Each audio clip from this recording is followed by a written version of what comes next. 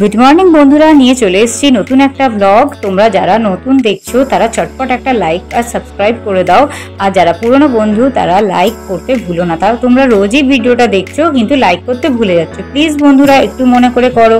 আর এখন মোটামুটি 5টা বেজে গেছে, 5:30 বাজে, আর আমাদের ঘরে দীপ জ্বলে গেছে, কিন্তু এটা জ্বালিয়েছে আমার হাজব্যান্ড, কিন্তু আমি সেই ভিডিও দিতে পারছি না কারণ আমার হাজব্যান্ড একদম পরিপাটিভাবে চান করে পুজো করে ধুতি পরে এই পুজোটা করে, তো সেই টাইমটা আমি ডিস্টার্ব করতে চাই না। পুজোর পরটাই আমি ফটোটা নিয়েছি। দেখো কত সুন্দর করে দীপ জ্বালিয়ে আমাদের ঘরে পুজো শুরু হয়ে গেছে। সকাল সকাল মায়ের মুখ দর্শন না করলে একদমই ভালো লাগে না। ঈশ্বরের শরণাপন্ন না হলে জীবনটা কি করে চালাবো, চালানোটা বড়ই কঠিন।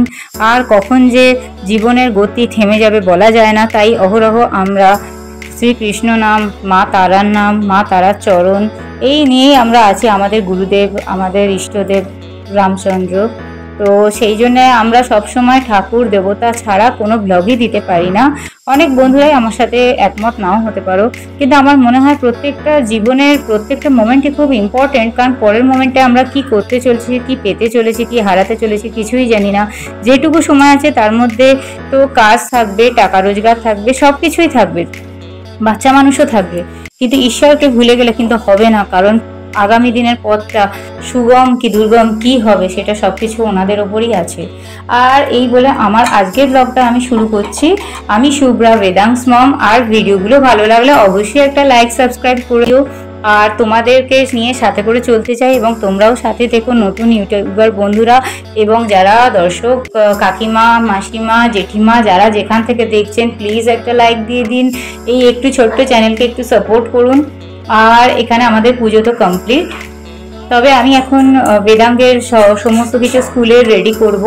এখন ওর বাবা পুজোটা করে দিয়েছে আর ওদিকে আমি সব বেদাঙ্গের টিফিন এইগুলো রেডি করছিলাম। তো রেডিটা চটপট করে নিয়েছি। আমি কিন্তু এত সকালে চান করতে পারি না, তো আমার কিন্তু চান হয়নি। আমি এদিকে বেদাঙ্গের জন্য একটা প্যানকেক টাইপের বানালাম, এগ আর আটা দিয়ে। তো সেইটাই বানাচ্ছিলাম, বানিয়ে দিয়ে ওকে টিফিনে দিয়ে দিলাম খানিকটা রোলের মতো করে, কিন্তু স্টাফিং খুব কম দিয়েছি, পেঁয়াজ দিয়েছি, বেশি স্টাফিং ও পছন্দ করে না।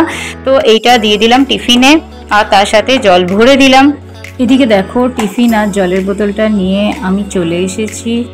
আর এটা প্যাকিং তো করতে হবে, এটাকে ব্যাগের মধ্যে ঢুকিয়ে দিচ্ছি।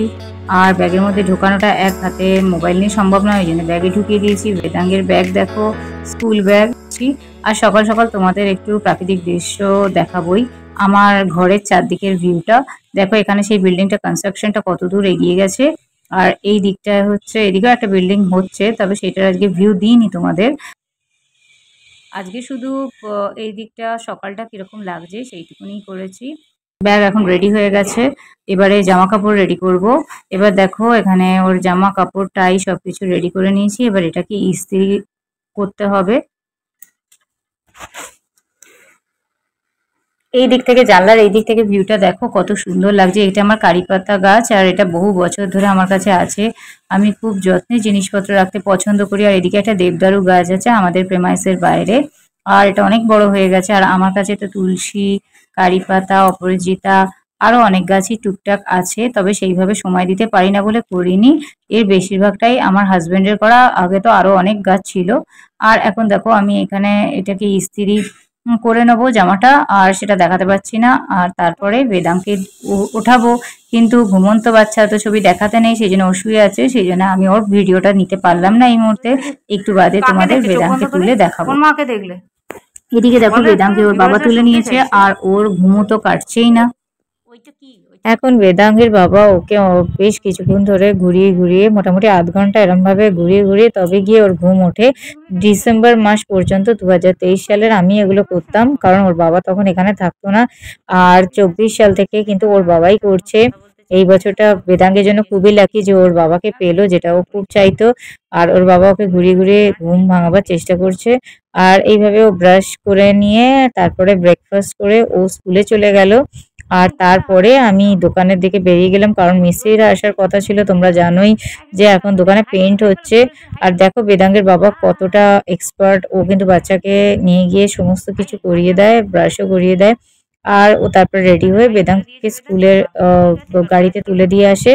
আর এদিকে তারপরে বেদাঙ্গের বাবাই চাটা সকালের বানায়। তোমরা তো জানো বেদাঙ্গের বাবা এত ভালো চা করে। আর আমি যে বানাই চাটা সেটা এখন আর আমার একদমই মুখে রয়েছে না, এখন ওর চাটাই খুব কড়া, খুবই টেস্টি চা বানায়। সেইটা খেয়ে তারপরে আমি দোকানের দিকে চলে যাই। তোমরা তো জানোই দোকানে এখন পেইন্ট হচ্ছে। তো আর রিপেয়ার ওয়ার্ক অনেক বেরিয়ে গেছে, যেটা আমার মানে পেইন্টের চার্জেসের মধ্যে ধরা ছিল না। অনেকই খরচা বাড়ছে দিন দিন। দেখো আমি এখন দোকানে চলে এসেছি।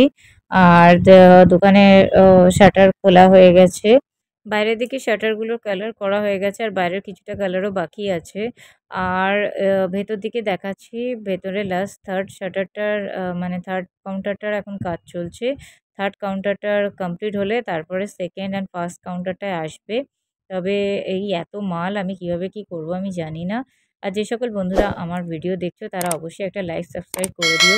তোমার এই একটা লাইক আর একটা সাবস্ক্রাইবের ওপর একটা ইউটিউবার বন্ধুর অনেক কিছুই ডিপেন্ড করে। আর এদিকে দেখো এরা সব কিছু এই সাইডটা রং করা হয়ে গেছে। তো এই থার্ডের কাজটা কমপ্লিট হয়ে গেছে অলমোস্ট। সেই জন্য ওরা যে জায়গাটা শুকনো হয়ে গেছে কালার পেইন্ট করে, সেই জায়গাগুলো ওরা ফার্স্ট আর সেকেন্ড কাউন্টারের মালটাকে ডাম্প করছে। ওরা এখানে মালগুলো রেখে দিচ্ছে। এবারে সেকেন্ড আর ফার্স্ট কাউন্টারের কাজটা শেষ হলে ওরা এবারে ওইটা ঠিক করবে, ওই মালগুলোকে আবার এদিকে করে দেবে। সত্যি কথা বলতে কি বন্ধুরা, এতটা মাল আমি কিভাবে সামলে ঠিকভাবে আবার রিসেট করব, এটা খুবই একটা ডিফিকাল্ট টাস্ক। কিন্তু তাও আমি কোনো কিছুতেই মানে হার মানি না, আমি চেষ্টা করতে থাকি। চেষ্টা করতে করতে হয়তো 2 দিনে পারবো না, 4 দিনে পারবো না, হয়তো 1 মাস লাগবে, কি 7 দিন লাগবে, কি 5 দিন লাগবে, এখন আমি জানি না। এটা আমার লাইফে ফার্স্ট টাইম এরমভাবে দোকান। ঘরে একটা রং হবে সেটা আলাদা ব্যাপার, সেটাতে কোনো কিছু ব্যাপার নেই, কিন্তু দোকানদারির ব্যাপার আছে। কীরকম বিধ্বস্ত অবস্থা হয়ে আছে দেখো।